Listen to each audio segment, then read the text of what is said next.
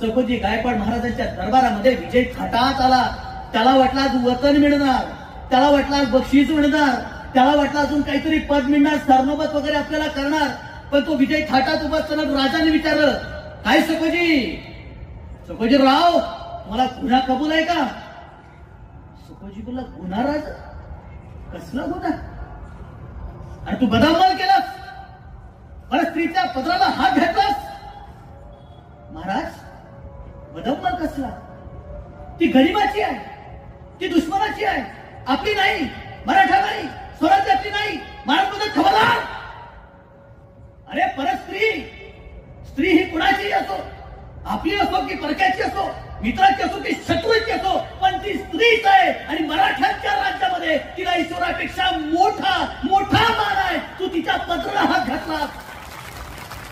त्या सखोजी गायकवाडचे डोळे काढले जातात.